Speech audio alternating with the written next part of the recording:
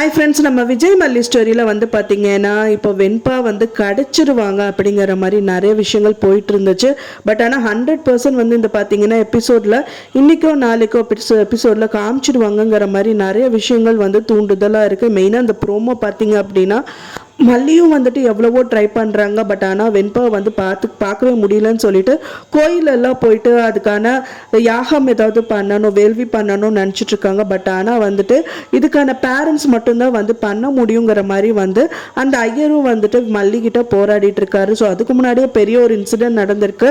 என்னன்னு பார்த்தீங்கன்னா அந்த திருட்டு கும்பலை தெரிஞ்சவங்க வந்து பார்த்தீங்கன்னா அந்த லேடி தான் நம்ம மல்லியை கூட்டிகிட்டு போய் காமிச்சிருப்பாங்க. அங்கே வந்து நம்ம வெண்பா குட்டி இல்லை அப்படின்னு தெரிஞ்சதுக்கு அப்புறமா அவங்கள கூட்டிட்டு வரவும் பார்க்குறாங்க.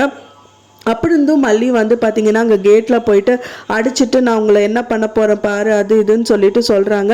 அதுக்கப்புறமா நம்ம தீபிகா கால் பண்ணி அந்த குழந்தைகளை காப்பாற்ற சொல்லி அந்த குழந்தைகளை காப்பாற்றவும் செஞ்சிடுறாங்க. அதுக்கப்புறமா வந்துட்டு பார்த்தீங்கன்னா உங்களுக்கு ஒரு டவுட் வருது. ஸோ நம்ம வந்து இந்த மாதிரி ஆனதுக்கான காரணமே வந்து பார்த்தீங்கன்னா இந்த மல்லியாக தான் இருக்கணும். ஏன்னா அவங்க தானே இந்த லேடியை கூட்டிகிட்டு வந்தாங்க. ஸோ அவங்களா தான் இருக்கணும்னு சொல்லிட்டு அவங்களையும் மல்லியும் டார்கெட்டாக வச்சுட்டு அவங்கள துரத்த ஆரம்பிக்கிறாங்க. ஸோ அதை வந்து சொல்லணும்னு சொல்லிட்டு மல்லிகிட்ட எவ்வளோ ட்ரை பண்ணுறாங்க. ஃபோன் நம்பரும் தெரியாது, அண்ட் தென் அவங்க இருக்கிற இடமும் தெரியாதுங்கிறனால அவங்க வேண்டிகிட்டே வந்துட்டு ஆட்டோவில் வந்துட்டு இருக்காங்க. ஸோ எதர்ச்சியாக கோயிலில் வந்து அவங்க வெளியில் இருக்கிறத பார்த்துட்டு அவங்க கிட்ட வந்து போய் சொல்கிறாங்க, தயவு செஞ்சு இங்கேருந்து கிளம்பி போயிடுங்க. நீங்கள் எங்கேயா வெளியில் வந்தீங்கன்னா ஒன்றா அவங்க வீட்டில் ஹஸ்பண்ட் கிட்ட கூட கூட்டிகிட்டு வாங்க, இல்லைனா வீட்டை விட்டு வெளியிலே வராதிங்கிற மாதிரி சொல்லிட்டு போயிடுறாங்க அப்படின்னு சொல்ல. இருந்தாலும் மல்லி வந்துட்டு ஏன்னா ஒரு வேண்டுதல் என் குழந்தைக்காக வச்சுருக்கேன், அதை நான் பண்ணிட்டு மட்டும் போயிடுறேன் அப்படின்னு சொல்லிட்டு உள்ளே போயிட்டு அந்த ஐயர் கிட்ட இந்த விஷயங்கள் எல்லாம் பேசிட்டு இருக்காங்க. இருந்தாலும் அந்த ஐயர் என்ன சொல்றாங்கன்னா கண்டிப்பா பண்ண முடியாது, பண்ணா எனக்கு தான் தப்பா போயிடும் அப்படிங்கிற மாதிரி சொல்லிட்டு இருக்காங்க. அதுக்கப்புறம் முட்டி போட்டு அந்த கோயில் எல்லாம் வந்து சுத்தி வந்துட்டு இருக்காங்க. ஸோ இந்த மாதிரி விஷயங்கள் போயிட்டு இருக்கு. அங்க வந்து வீட்டில் வந்து பாத்தீங்கன்னா இன்னும் விஜய் வந்துட்டு வெண்பாவை நினைச்சே வந்து புழுங்கிட்டு இருக்காரு அப்படிங்கிற மாதிரி தெரியுது. ஸோ அதுக்கப்புறம் வந்துட்டு மல்லியும் வந்துட்டு பாத்தீங்கன்னா ஏத்துக்காம நிறைய விஷயங்கள் அங்க போயிட்டு தான் இருக்கு. இருந்தாலும் வந்து பாத்தீங்கன்னா அவங்க மனசளவுல சொல்றாங்க, என் வயிற்றுல இருக்கிற குழந்தையை விட மல்லியை வந்துட்டு வெண்பா தான் என்னோட குழந்தை அப்படின்னு சொல்லி தீர்க்கமாக சொல்லிட்டு இருக்காங்க. அதுக்காகவாது வெண்பா கிடச்சிடணும் அப்படிங்கிற மாதிரி தெரியுது. மெயினாக வந்து பார்த்தீங்கன்னா இப்போ அந்த ரோட்டில் நின்றுட்டு இருந்தாங்க இல்லையா, அவங்க வந்து பார்த்தீங்கன்னா தீபிகா கிட்டேயே சொல்றதுக்கு பாசிபிலிட்டி நிறையவே இருக்கு.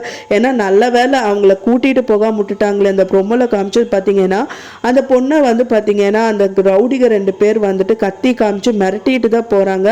ஏன்னா அவங்க ஒரு ஏழை குடும்பம் அப்படிங்கிறதுனால அவங்களால எதுவும் பண்ண வேணாம்னு சொல்லிட்டு அங்கேருந்து கிளம்பி போயிடுறாங்க. ஆனால் அவங்க மனசளவில் ரொம்ப நல்லவங்க அப்படிங்கிறதுனால கண்டிப்பாக தீபிகா வந்து அந்த வழியாக வரக்கு நிறையவே பாசிபிலிட்டி இருக்குது. சரி நம்ம போலீஸ் ஸ்டேஷன் போனால் தானே தப்பு, அவங்களே டைரெக்டாக வராங்க. ஸோ ரோட்லேயாவது அவங்க கிட்ட வந்துட்டு இந்த குழந்தைய பற்றி காமிச்சு இந்த விஷயங்கள் எல்லாம் சொல்லி அந்த குழந்தைய காப்பாற்றிடலாம் அப்படின்னு சொல்லிட்டு அவங்க நினைப்பாங்க. கண்டிப்பாக இந்த விஷயங்கள் எல்லாமே தீபிகா கிட்ட போகும். இந்த குழந்தை வந்து கடத்தப்பட்டிருக்காங்க மேடம், அவங்க பேர் வந்து வெண்பா அப்படிங்கிற மாதிரி சொல்லுவாங்க. வெண்பாவா அந்த ஃபோட்டோ காமிங்க அப்படிங்கிற மாதிரி தீபிகாவும் கேட்பாங்க. அதுக்கப்புறம் இந்த ஃபோட்டோ காமிச்சதுக்கப்புறமா அந்த குழந்தை தாம்மா நான் ரொம்ப நாளாக தேடிட்டு இருந்தோம், நல்ல வேலை நீ சொன்ன, என் கூட வர முடியுமா, அட்லீஸ்ட் காமி நான் பார்த்துக்கிறேன் அப்படின்னு சொல்லிட்டு அந்த ஹாஸ்பிட்டல் கூட்டிகிட்டு போயிட்டு இங்கே தான் மேடம் அவங்க அந்த ஹாஸ்பிட்டலில் தான் கடத்தி வச்சுருக்காங்க.